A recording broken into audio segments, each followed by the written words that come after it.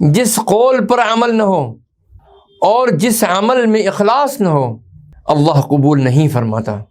اور جو کوئی بھی چیز جو اللہ تعالیٰ کی کتاب اور سنت رسول اللہ صلی اللہ علیہ وسلم کے مطابق نہ ہو ہرگز مقبول نہیں۔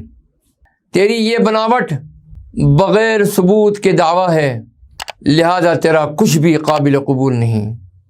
اگر جھوٹ کے ساتھ تجھے خلقت میں قبولیت حاصل ہو جائے تو اللہ تعالیٰ کے ہاں ہرگز قبول نہیں۔ وہ تو دلوں کے اندر کی باتیں جاننے والا ہے، تو اپنے کھوٹے سکے نہ پیش کر، کیونکہ پڑتال کرنے والا صاحب عقل و صاحب علم ہے۔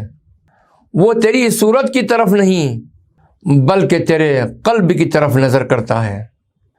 وہ تیرے کپڑوں اور کھانوں اور ہڈیوں کی اندرونی حالت پر نظر رکھتا ہے، وہ تیری جلوت کو نہیں خلوت کو دیکھتا ہے۔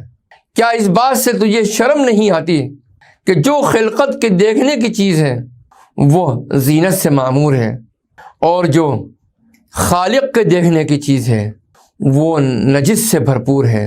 اے میرے عزیز، اگر تو فلاح چاہتا ہے تو اپنے سب گناہوں سے توبہ کر، اور توبہ بھی اخلاص سے کر۔ خلقت کو اللہ کا شریک بنانے سے توبہ کر۔ کوئی بھی عمل اللہ کے سوا کسی اور کے لیے نہ کر۔ میں تجھے سراپا خطا دیکھتا ہوں، کیونکہ تو نفس اور خواہش اور دنیا اور شہوتوں اور لذتوں کے ساتھ ہے۔ اگر ایک مچھر تجھے غصے میں ڈال دیتا ہے اور ایک نوالا تجھے غضبناک کر دیتا ہے تو نفس کی خوشی سے خوش اور نفس کی ناراضی سے ناراض ہوتا ہے۔ تو نفس کا بندہ ہے، تیری باغ اسی کے ہاتھ میں ہے۔ تجھے ان خاصان خدا سے کیا نسبت جن کی بندگی خدا کے لیے ہے اور اس کی رضا میں راضی رہتے ہیں۔ ان پر آفتیں نازل ہوتی ہیں، وہ مضبوط پہاڑوں کی طرح اپنی جگہ پر قائم رہتے ہیں۔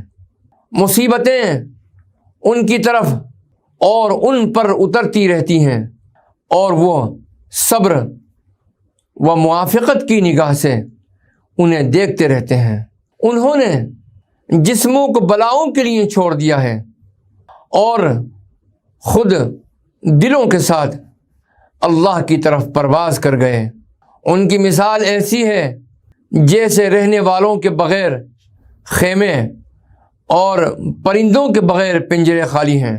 ان کی روحیں اللہ کے پاس ہیں اور جسم اللہ کے سامنے ہیں۔